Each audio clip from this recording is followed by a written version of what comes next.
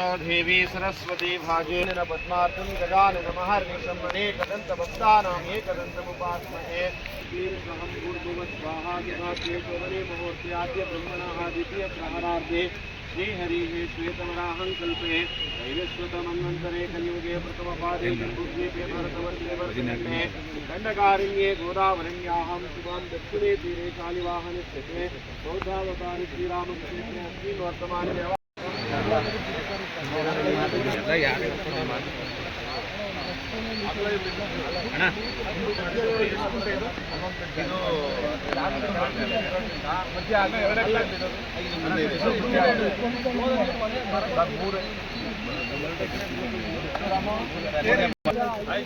ಅಲ್ಲಿ ಹೋಗಕ್ಕೆ ರೋಡ್ ಬೇಕೇ ಬೇಕಲ್ಲ.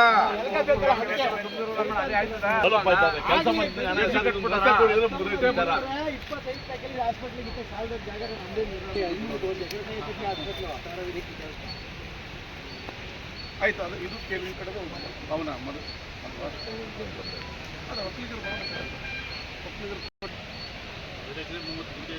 आरोग्यमस्तु ऐश्वर्यमस्तु तुष्टिरस्तु पुष्टिरस्तु धनान्य समृद्धिमस्तु पुत्र पौत्र अभिवृद्धिरस्तु सर्वे जनां सुखिनो भवन्तु समस्त सन्मंगलानि भवन्तु तथास्तु हरिद्राचूर्णं समर्पयामि कुंकुमाचूर्णं समर्पयामि अलंकारणार्थे अक्षतानि समर्पयामि पुष्पैः पूजयामि इष्टदेवता कुलदेवताभ्यो नमः हरिद्राचूर्णं समर्पयामि कुंकुमाचूर्णं सर्वदेवानां धूपोऽयं प्रतिगृह्यता धूपं धूपं धूमसधूपं धूपमग्रापयामि नमः सूर्याय चंद्राय मंगलाय बुधाय च गुरुशुक्रस्य सूर्यनारायण स्वामिने स्वाहा हिरण्यपात्रमधो पूर्णं दधाति तदुयो सानेति एकदा ब्रह्मण उपहरति एकदैव यजमानाय तेजो दधानौरं करुणावतारं संसारसारं जगीन्द्रहारं नमं नमामि सलिलं नमामि देवताभ्यो नमः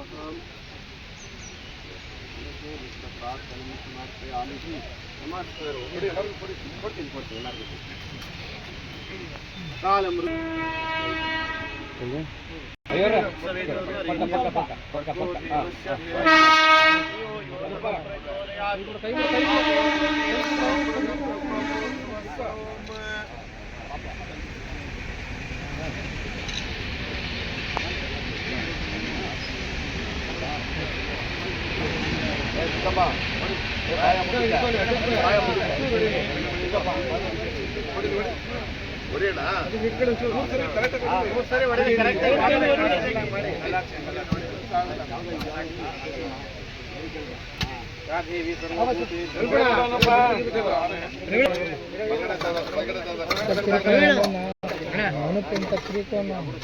ಇವತ್ತು ಮಂಡ್ಯ ಕಲ್ಲಳ್ಳಿಯಲ್ಲಿ ಇಲ್ಲಿನ ಸ್ಥಳೀಯರಿಗೆ ಅವಶ್ಯಕತೆ ಇದ್ದಂಥ ಹಾಸ್ಪಿಟಲ್ ಪ್ರಾಥಮಿಕ ಆರೋಗ್ಯ ಕೇಂದ್ರಕ್ಕೆ 1 ಕೋಟಿ ರೂಪಾಯಿಯಲ್ಲಿ ಭೂಮಿ ಪೂಜೆಯನ್ನು ಮಾಡಿದ್ವಿ.